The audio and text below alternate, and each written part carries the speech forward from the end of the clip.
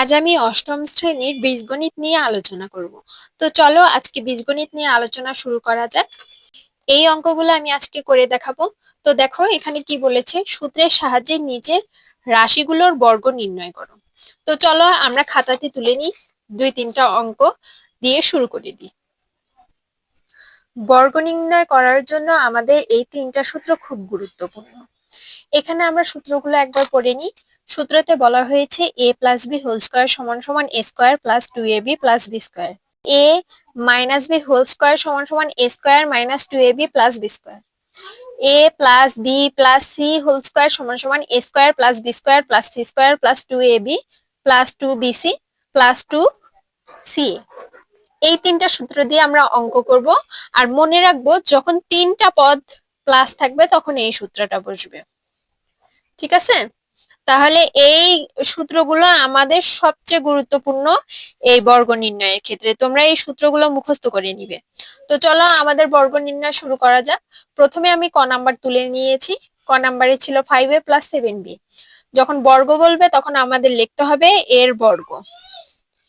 বর্গ যখন আমি লিখবো এর বর্গ, তখন পরবর্তী লাইনে আমি আবার এটা তুলবো 5a প্লাস 7b, তুলে হোল স্কয়ার দিব।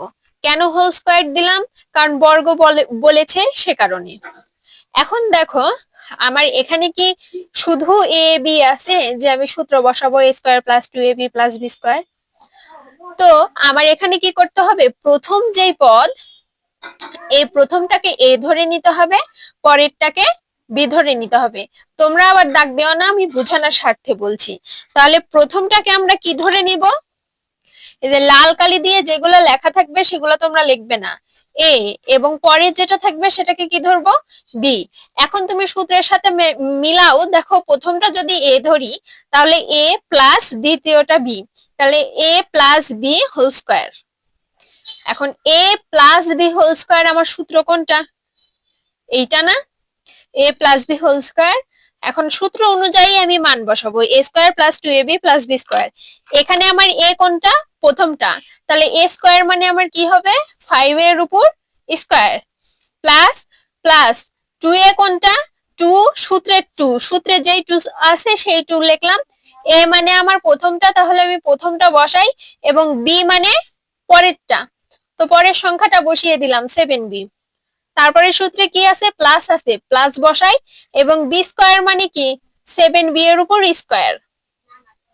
এখানে আমি ব্র্যাকেট কেন দিচ্ছি? কারণ আমার দুইটা সংখ্যা আছে, এখানে একটা সংখ্যা করে ছিল, তাই সূত্রের মধ্যে ব্র্যাকেট দিতে হয়নি।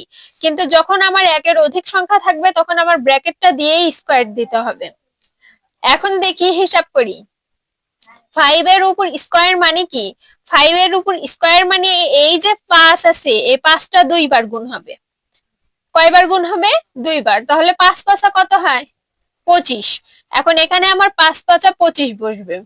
আর এটা এ স্কয়ার প্লাস প্লাস 5 কে 5, 5 দুগুণ 10, 7 10 70। কিভাবে করলাম? সংখ্যা যেগুলো আছে সেগুলো গুণ করে নিলাম। 7 10 70। এখানে এ আছে, এ বসালাম, বি আছে, বি বসালাম, প্লাস প্লাস দিলাম, 7 গুণন 7। স্কয়ার থাকার কারণে 7 কয়বার গুণ হবে? 2 বার। তাহলে 7 7 49, 4 9 বি স্কয়ার। এটাই আমাদের অ্যান্সার। এভাবেই আমরা প্রত্যেকটা বর্গ নির্ণয় করব। তো চলো আমাদের খ নাম্বার অঙ্ক দেখা যাক। ক্ষয়ে কি বলা হয়েছে?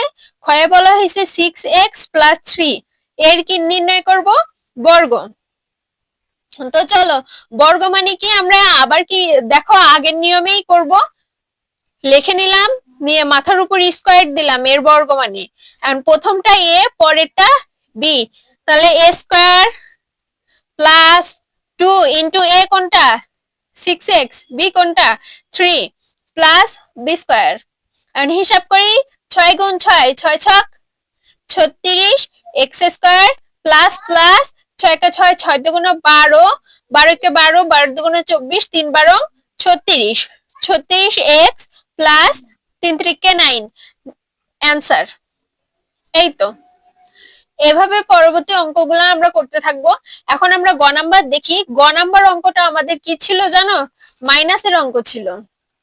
তো মাইনাসের অঙ্কগুলো আমরা কিভাবে করব? লেখা আছে 7p minus 2q। 7p minus 2q এর কি করব, বর্গ নির্ণয় করব। তাহলে বর্গ নির্ণয় করতে হলে কিভাবে করতে হবে, 7p minus 2q whole square দিলাম। এখন প্রথমটাকে কি ধরবো, a, পরেরটাকে কি ধরবো, b। আমরা একটু সূত্র দেখে আসি। মাইনাসের সূত্র কোনটা, মাইনাসের সূত্র এটাই, a minus b whole square সমান সমান a square minus 2ab plus b square. তাহলে আমি সূত্র অনুযায়ী বসাই, a স্কয়ার, এখানে a স্কয়ার মানে কি 7p এর উপর স্কয়ার মাইনাস মাইনাস, আচ্ছা আমি সূত্রটা একটু সিরে হাতে নিই। আচ্ছা আমি তোমাদের সুবিধার্থে হাতে ছিঁড়ে নিলাম সূত্রটা।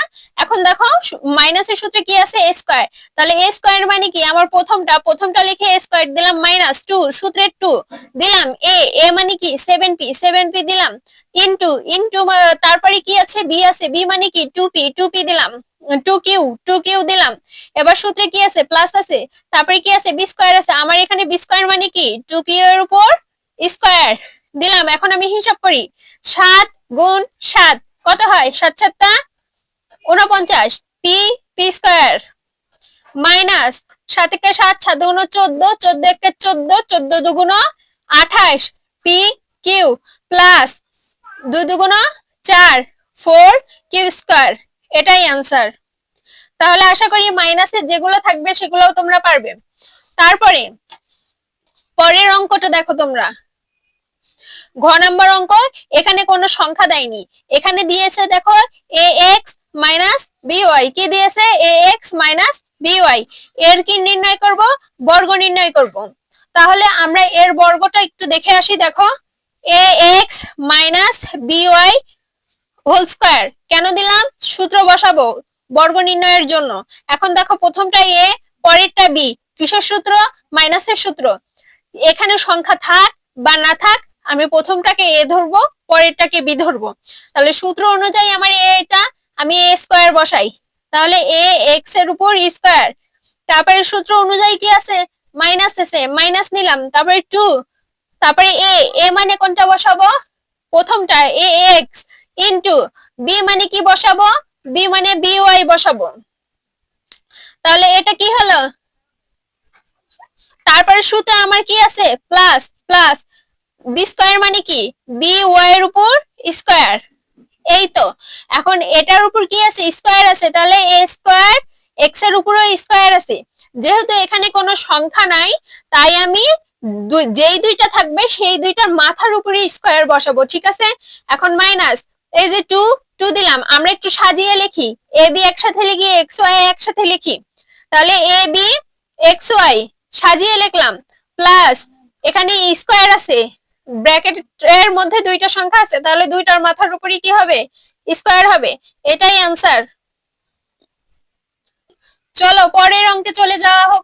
তো পরের অঙ্কে কি দেওয়া আছে, x³ প্লাস xy, এর কি করব, আমরা বর্গ করব। তো বর্গ শুরু করা যাক। বর্গ নির্ণয় করতে হলে আমরা আবার ব্র্যাকেট দিয়ে মাথার উপর হোল স্কয়ার দিয়ে নিব। প্রথমটা কি a, তাহলে কি লিখবো, x³ যেহেতু দেওয়া আছে আমার x³ লিখতেই হবে, তার উপর স্কয়ার প্লাস প্লাস সূত্রের কি 2a, a মানে কি x³ ইনটু b, b মানে কি xy প্লাস b স্কয়ার মানে কি xy এর উপর স্কয়ার। লিখে নিয়েছি।